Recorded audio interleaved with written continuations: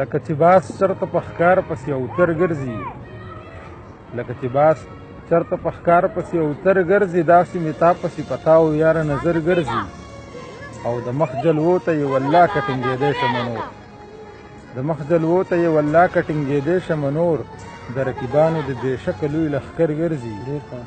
او په محبت کې اوس هغه مقام ته ورسېدم، په محبت کې اوس هغه مقام ته ورسېدم، سینور پرست په ځای ولاړ دی او په سینور ګرځي. او په محبت کې اوس هغه مقام ته ورسېدم، سینور پرست په ځای ولاړ دی په سینور ګرځي. او دومره دې وکړي چې د خپله پښتو ټینګه کړي بیا، دومره دې وکړي چې د خپله پښتو ټینګه کړي بیا، نن چې هغه په بېوسۍ زما د ور ګرځي. او یو مجبوري بل بېوسي سړی د کلي ورک کړي، یو مجبوري بل بېوسي سړی د کلي ورک کړي، ګنې نو څوک بلا د کوره مسافر ګرځي. او یو مجبوري بل بېوسي سړی د کلي ورک کړي، ګنې نو څوک بلا د کوره مسافر ګرځي.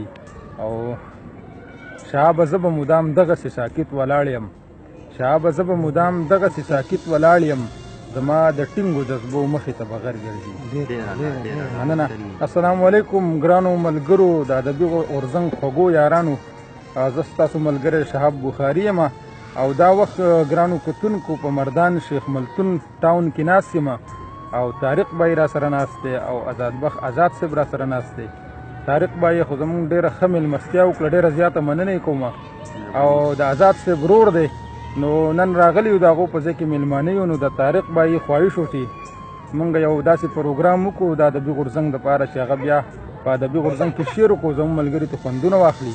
نو ګران آزادبخ آزاد صاحب را سره ناست دی، غواړم چې د هغه نه څه شعرونه واورو او په شریکه ترې خوندونه واخلو. نو راځئ چې د آزاد صاحب نه سخت کلام واورو.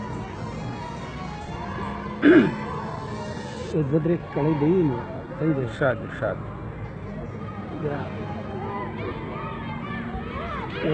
شعر دو دي که نه جی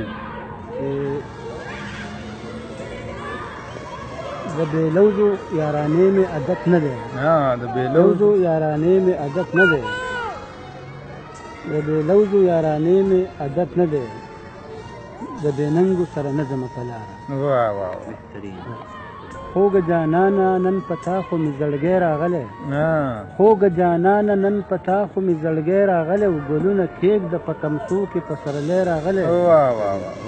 دا خو بس خپل وي چې زړګو ته بې اختیاره راځي، دا خو بس خپل وي چې زړګو ته بې اختیاره راځي، او ګنې د چا په زړه کې چېرته څوک پردی راغلی. دا شعر بیا ووایه جي. ډېره مننه.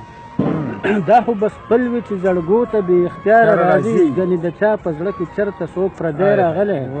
او لږه د ور نه را بهر شه ننداره یې وکړه، لږه د ور نه را بهر شه ننداره یې وکړه، چې د په ننګ باندې ولاړ هغه زلمی راغلی. ډېر ښه دی. چا چې د وخت بې قدرې کړي وخت پرېښودي هغه، چا چې د وخت بې قدرې کړي وخت پرېښودي هغه، نادانه کله دوباره وخت پخوانی راغلی. او غرونه سمونه معطر په ښکلاګانو یې کړه، غرونه سمونه معطر په ښکلاګانو یې کړه، او غانټول ګډېږي په جوبن کې هم ریدی راغلی.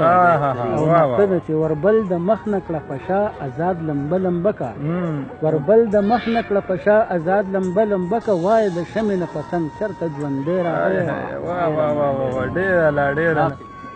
زیاته مننه آزاد صاحب. او جګرانو کتونکو، تاسو به د آزاد صاحب دغه خوندور کلام یقینا ډېر زیات مو خوښ شوی، په زړه پورې به مو ګرځولی.